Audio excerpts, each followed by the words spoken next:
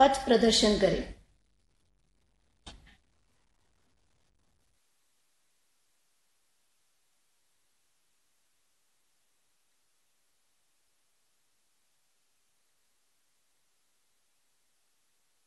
नमस्कार साथियों, ये साल 2023 का पहला रोजगार मेला है। 2023 की शुरुआत उज्जवल भविष्य की नई उम्मीदों के साथ हुई है। ये उन 71,000 परिवारों के लिए खुशियों की नई सौगात लेकर आया है जिनके सदस्य को सरकारी सेवा करने का अवसर मिला है। मैं सभी युवाओं और उनके परिवारों को बहुत बहुत बधाई देता हूं। आज का ये आयोजन सिर्फ सफल उम्मीदवारों में ही नहीं बल्कि करोड़ों परिवारों में आशा की नई किरण का संचार करेगा। आने वाले दिनों में लाखों और परिवारों को सरकारी नौकरी में नियुक्ति मिलने वाली है।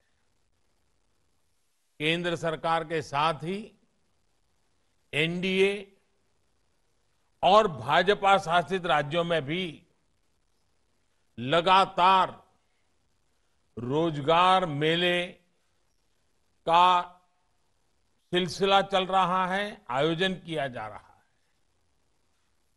कल ही असम सरकार ने रोजगार मेले का आयोजन किया था।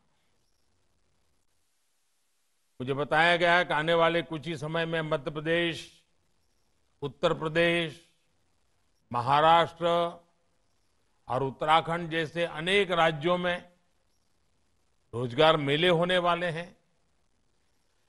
निरंतर हो रहे ये रोजगार मेले अब हमारी सरकार की पहचान बन गए। ये दिखाता है कि किस तरह हमारी सरकार जो संकल्प लेती है उसे सिद्ध करके दिखाती है। आपको याद होगा, पिछले साल धनतेरस के पावन अवसर पर पहले रोजगार मेले का आयोजन हुआ था। आज मुझे रोजगार मेले में सरकारी सेवा पाने वाले कुछ युवा साथियों से बातचीत करने का भी मौका मिला। उनके चेहरे पर खुशी और संतोष का भाव साफ दिख रहा है। उनमें से ज्यादातर बहुत ही सामान्य परिवार के सदस्य हैं और उनमें कई ऐसे युवा हैं जो पूरे परिवार में पिछली 5 पीढ़ी में सरकारी सेवा, सरकारी नौकरी पाने वाले परिवार के पहले सदस्य हैं। उन्हें खुशी सिर्फ एक बात की नहीं है कि उन्हें सरकारी सेवा करने का, सरकारी नौकरी करने का मौका मिला है। उन्हें इस बात का भी संतोष है कि पारदर्शी और स्पष्ट भर्ती प्रक्रिया होने की वजह से उनकी योग्यता का सम्मान हुआ है। आप सबने भी इस बात को महसूस किया होगा कि भर्ती प्रक्रिया में व्यापक बदलाव हुआ है। केंद्रीय सेवाओं में भर्ती प्रक्रिया पहले की तुलना में ज्यादा स्ट्रीमलाइन और टाइम बाउंड हुई है। साथियों, आज आप भर्ती प्रक्रिया में जिस पारदर्शिता और जिस रफ्तार को देख रहे हैं वो सरकार के हर काम में दिख रहा है। एक समय था जब नियमित तौर पर होने वाले प्रमोशन में भी अलग अलग वजहों से अड़चनें आ जाती थी। हमारी सरकार ने अलग अलग विवादों को निपटारा किया। कोर्ट कचहरी के भी मामले ढेर सारे होते हैं। लंबे समय से रुके हुए प्रमोशनों को बहाल करने की प्रतिबद्धता दिखाई। पारदर्शी तरीके से भर्ती और पदोन्नति युवाओं में भरोसा जगाती है। ये पारदर्शिता उन्हें बेहतर तैयारी के साथ कंपटीशन में उतरने के लिए प्रेरित करती है। हमारी सरकार इसी दिशा में निरंतर काम कर रही है। साथियों, आज जिन्हें नियुक्ति पत्र मिला है उनके लिए ये जीवन का एक नया सफर है। सरकार का एक अहम हिस्सा होने के नाते विकसित भारत की यात्रा में आपकी सक्रिय भागीदारी रहेगी, विशेष जिम्मेवारी रहेगी। आप में से ज्यादातर लोग सरकार के प्रतिनिधि के तौर पर सीधे लोगों से जुड़ेंगे। आप में से हर कोई अपने तरीके से लोगों के जीवन को प्रभावित करेगा।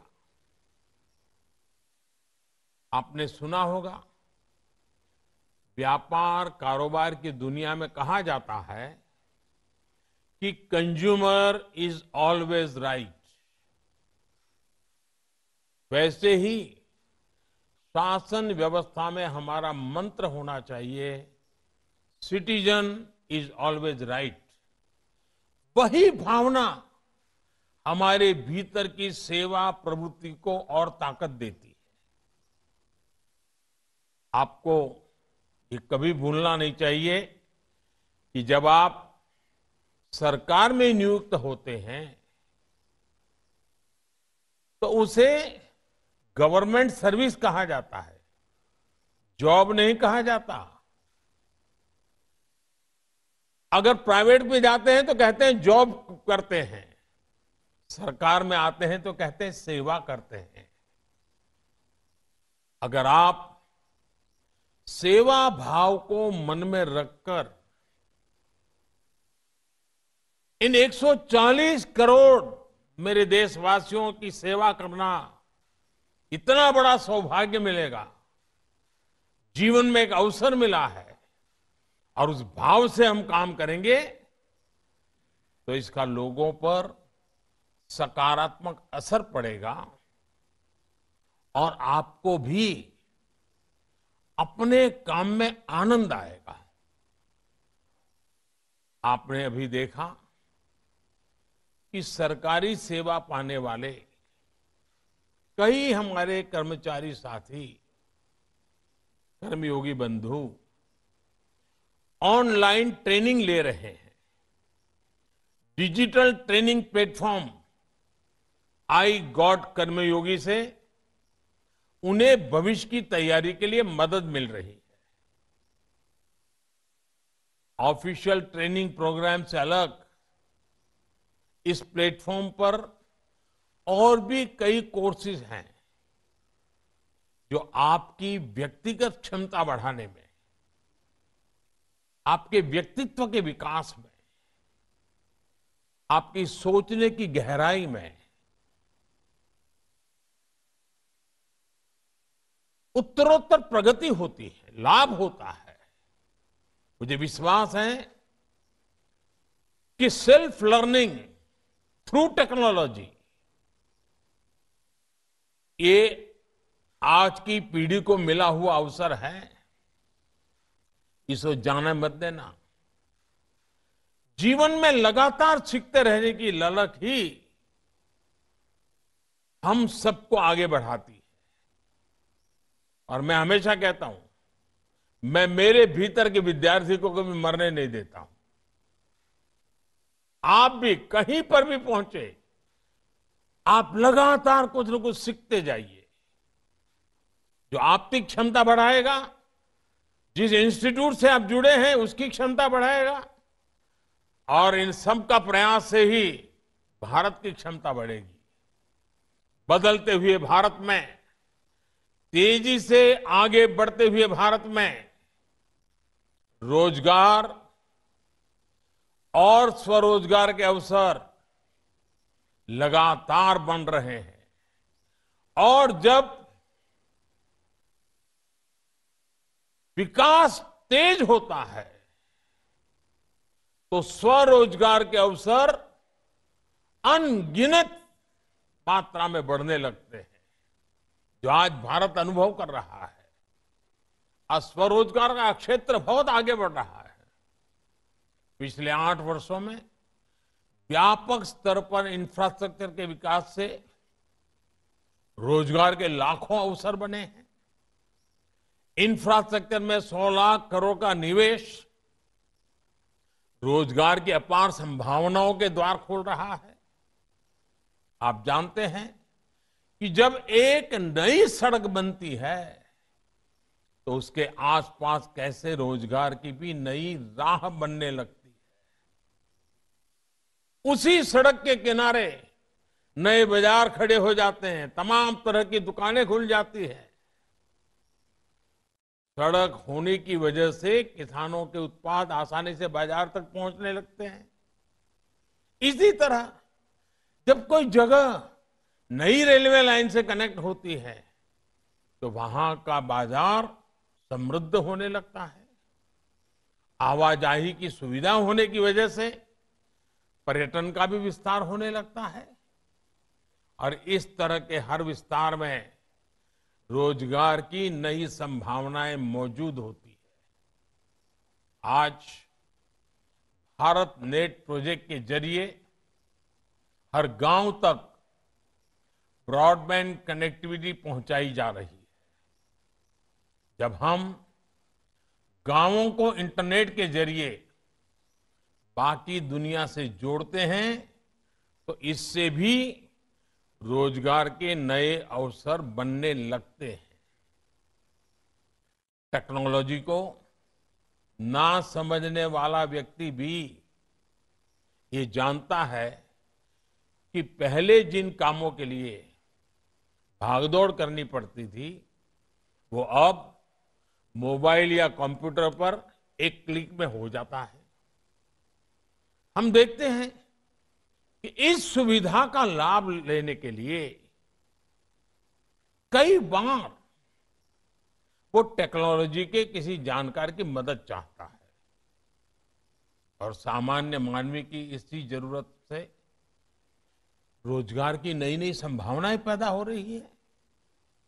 आज गांवों, कस्बों या शहरों में भी ऐसे एंटरप्रेन्योर्स दिख जाएंगे जो लोगों को ऑनलाइन सेवाएं देने में अपना एक नया क्षेत्र खोल करके काम आगे बढ़ा रहे हैं। आज भारत के छोटे छोटे शहरों में लोग जिस तरह स्टार्टअप शुरू कर रहे हैं वो अपने आप में नई पीढ़ी के लिए आकर्षण का केंद्र बना हुआ है, आत्मविश्वास का केंद्र बना हुआ है। और स्टार्टअप की सफलता ने युवा शक्ति के सामर्थ्य की एक दुनिया भर में पहचान खड़ी की है। साथियों, आप में से ज्यादातर नौजवान बेटे बेटियां बहुत ही सामान्य परिवार से आए हैं। यहां तक पहुंचने के लिए आपने कड़ी मेहनत की है। आपके माता पिता ने भी बहुत कष्ट झेले हैं। आज आपको स्थायी भाव से 140 करोड़ देशवासियों की सेवा करने का अवसर मिला है। लेकिन अपने अंदर उस भावना को हमेशा जिंदा रखे जिसने आपको यहां तक पहुंचने के लिए प्रेरित किया था। हमेशा सीखते रहे, हमेशा अपनी स्किल्स को अपग्रेड करते रहे और आगे बढ़ने की कोशिश करते रहे। मेरी तरफ से आपको बहुत बहुत शुभकामनाएं हैं। आप तो सफल हो, लेकिन हमारा देश भी सफल होना चाहिए। आप आगे बढ़े, लेकिन हमारा देश भी आगे बढ़ना चाहिए। और देश को आगे बढ़ाने के लिए आपको भी आगे बढ़ना है। देश को आगे बढ़ाने के लिए आपको भी समर्थ होना है, सक्षम होना है। निरंतर आप अपना विकास करते चलिए और आपको मिली हुई जिम्मेवारी को भी बहुत ही बखूबी निभाते रहिए। यही मेरी आपको बहुत बहुत शुभकामनाएं हैं। बहुत बहुत धन्यवाद।